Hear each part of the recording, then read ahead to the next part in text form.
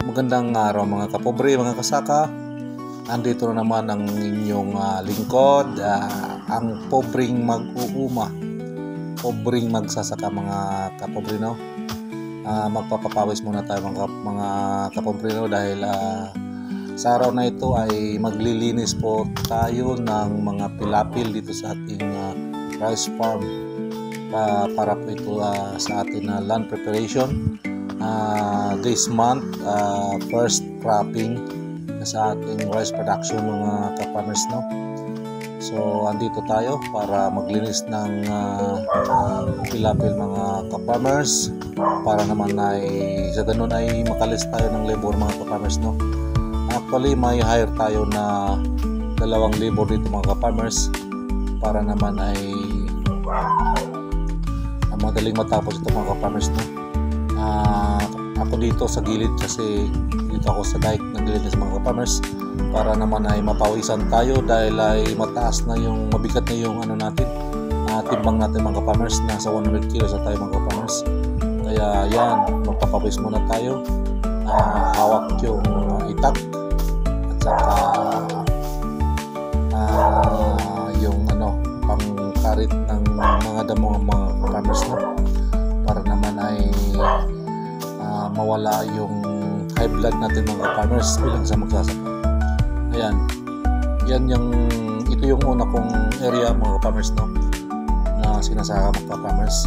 Kung titingnan mo yung mga farmers ang area ay tuyong-tuyo talaga siya, dahil itong area po namin dito mga farmers ay hindi po kasi ito irrigated mga farmers.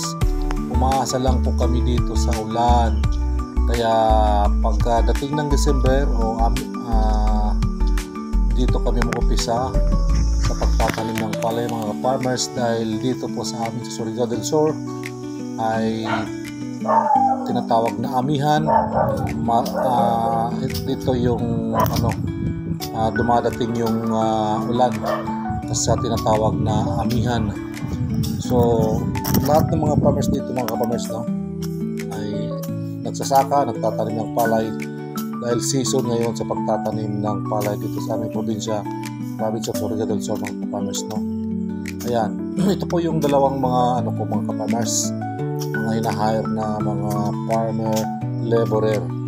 Ito po ay sinasahuran ko po ng 500 isang araw, dahil ay wala silang hanap buhay, wala silang nag-hire sa kanila. Kaya yan, una ko silang na-hire ngayon sa araw na to, para naman sabi nila ay makabili sila ng bigas at saka ulam para sa kanilang mga pamilya mga ka-farmers.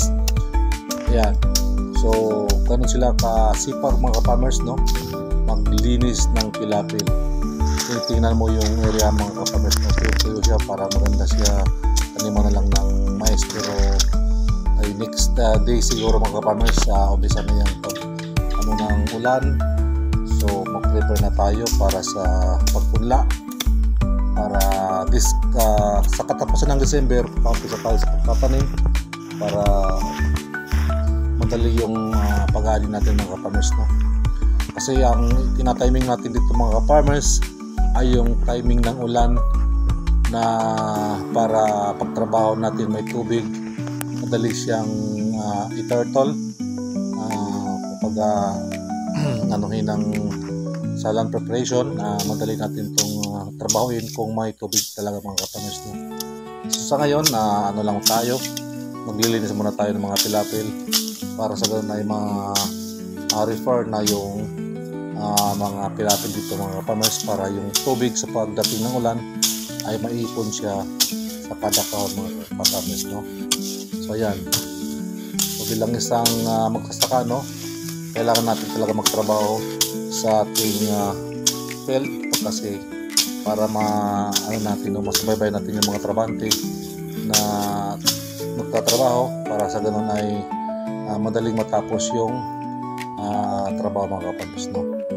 Ayan, may lumalapit mga ka-farmers na manok ko, pang-ulam na to. Siguro sa kapitbahay natin to, no, lumalapit siya, parang nalaman niya na medyo gutom tayo mga ka-farmers, no, dahil walang ulam. Ayan, no, mamaya biktima to ng papaya at malunggay mga ka-farmers. Kaya mo lang.